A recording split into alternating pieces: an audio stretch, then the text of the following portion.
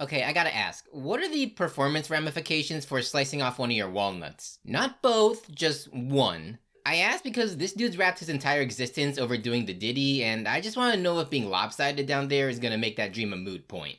So, there's this kid living out in a squalor because his pops kicked him out after spending all of his disposable income on e-girls and Denji became too expensive to feed. Bro considers getting a few part-time jobs working at McDonald's and such, but he hates retail, so he's like, nah, maybe I'll give the whole mercenary thing a try. Anyway, he finds a pup on the road and is like, "Aw, what a cute little..."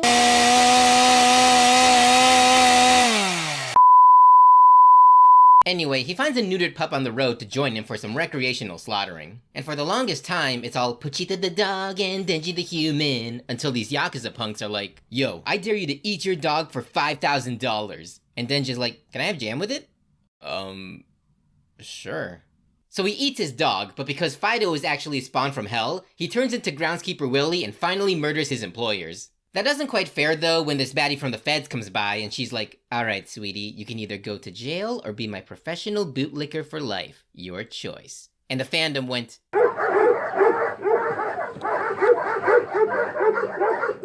so now he's part of some shady FBI unit that prosecutes devils. But this Aki guy ain't having it, and he's like, "Dude, Makima ain't shit. Have you seen that pancake ass? Those animators were hella sleeping." And Denji Boy is like, "Joke's on you, man. I'm into that."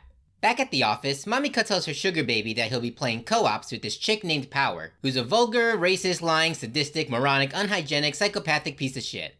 But she's sort of hot, so Denji's cool with it. Powerpuff pulls a Joker and Harley Quinn moment on him by making a big spiel about how the Batman is an asshole who victimized her by taking away her therapy cat. And because Denji's only good head is between his legs and not on his shoulders, he totes falls for it. Batman tries to play the "you don't deserve her" card on Power by taking her cat back to the rescue shelter. But then Aki's task force pops by to shoot him down, and Denji is like, "Whoa, dude, I thought Batman was a good guy." Normally yes, but we caught him last week hooking up with Batgirl on the roof of the precinct. Oh shit, was she underaged? No, it was just really out of character. So now Denji and Erica Cartman are rooming with Paintbrush Head, and this show just got 10 times more fun. Not in this house. Chainsaw Cuck finally gets a grip on Power's pow-pows like he saw in a hentai once, but he comes to the long overdue, reality-ensuing, earth-shattering conclusion that women are just people. Let this be a lesson, fair viewers. Don't be a Denji and put female saxophones up on a pedestal as this untouchable, infallible product of the gods, alright? The sooner you realize chicks are no more human than you and me, the better. Mox tries to break Denji out of his teenage midlife crisis by doing the one thing that no other anime in the world has ever been able to pull off successfully. She makes hand-holding lewd. By the way, you're not allowed to like Makima. Future chapters dictate that you should preemptively hate her for reasons that I'm still not quite sure about. I don't care if that means you aren't experiencing the series in its intended format, I have to ruin it for everyone else. It's the rule. So, the crew's next assignment is to crack down on the gun devil that originated in the good old US of A. And every single reaction video to this episode collectively went, Of course! So, Tweedledee, Tweedledum, and Twinkies roll up at a sleazy American motel with Ara Ara, Sakura Harano, and... I forget. To get their freak on and maybe find the gun devil while they're at it. But this offspring from the Sweet Home Alabama devil locks them inside, and Kobeni is all like...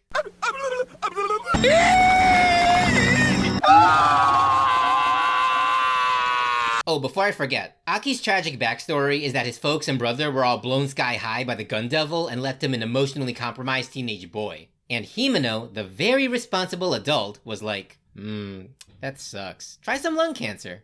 Anyway, Denji beats the Eternity Devil with a 3-day-long prescription of get fucked, and the gang decides to celebrate with a round of pineapple juice. But because nobody actually likes pineapple juice, Himeno straight up pukes her sloppy seconds into Denji's mouth, which he swallows. And let me just say, that whole scene was 99.9% the most disgusting thing I have ever witnessed.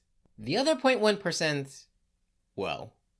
Anyway, Himeno takes a drunk 16-year-old boy to her apartment and makes no uncertain terms about intending to ride him, and pretty much only avoids committing statutory rope because A, Denji dumped all his cash in Makima stocks, and B, pulling out another chick's lollipop is a massive faux pas when trying to get laid. And the next morning at breakfast, Denji's like, if I had a nickel for every time I got groomed by a grown woman in this agency, I'd have 2 nickels. Sweet, 2 nickels! Seriously though, this is why Power is the best girl. Yeah, her personality is garbage 8 days to Sunday, but other than that one time, she's just a little too much of a transparent dumbass to be all that manipulative with her shitty behavior. I'm just saying. Anyway, next episode, it's Gums! Denji's gunning for Mox, Himeno's gunning for Ox, and the entire Yakuza takes out both chicks because Chainboy killed their favorite pimp. It's not all bad news though, cause Makima pulls the sickest bitch you thought in anime history and finally gets the assets she needs to remotely terminate all their user accounts. Also, Kobeni saves Denji with the moves she got from the John Wick devil, and all you haters switched up real fucking fast. Don't think I didn't notice. So now that the FBI is in shambles, Makima recruits but not actually employs 2 undergrad kids for volunteer work to help clean up their mess. She also takes Denji and Power away for some good old-fashioned wish fulfillment by having them get trained by a dude who uses rampant alcoholism to make himself ridiculously powerful and coordinated. By the way, Power? Glasses? Yeah? Anywho, Aki is bummed that his predator died, so the 2 kids decide to lift his spirits by hooking him up with a walking vagina tree. Said tree is actually super chill though, so in lieu of payment up front, it offers its services free of charge because Aki's death will fucking rule! I mean, be the worst ever. Meanwhile, the Yakuza try to size up on Makima, but Momdam is way ahead of them and raises the pot by anteing up their loved one's eyeballs. They try to act like tough shit, but just for good measure, she weaponizes anime logic by being so ridiculously hot that it actually induces death via nosebleed. So everyone squares up to kill a bunch of zombified poor people, and we get introduced to a whole medley of side sluts. Shark Boy, Violent Night, Angel Cake, and Legs for Days. Where they were in the previous episodes, I don't know. Anyway, Aki penetrates Himeno's ghost, Power fucks off because comedy gold, and Denji goes toe-to-toe with his old sugar daddy's grandkid who's looking to yank his chain.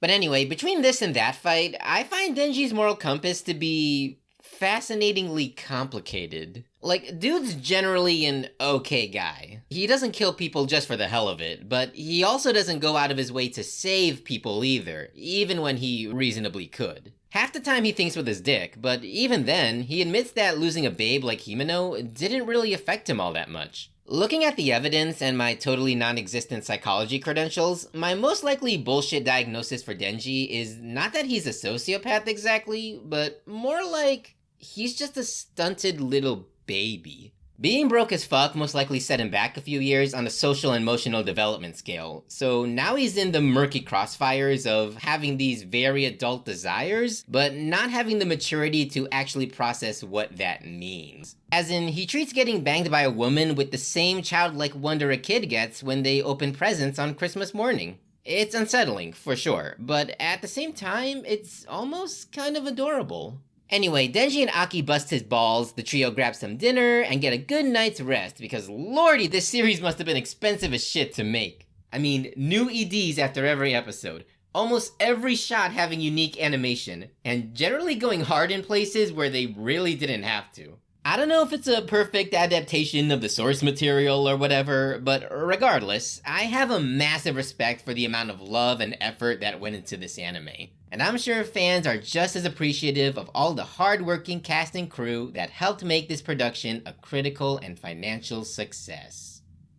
Do you enjoy watching other people regurgitate the same opinions of cartoons and anime that you've already seen? If so, then consider joining my Patreon. It only costs $1 per month for Tier 1 patrons, and if you opt for Tier 2, you can have access to all of my videos 3 days early before it hits YouTube, as well as getting your name right up here in the credits. And as always, like this video, leave a comment, and smash that subscribe button. Until then, Doroku Mirai, a beautiful star. Doroku Mirai, a beautiful star. Doroku Mirai, a beautiful star. Doroku Mirai, a beautiful star!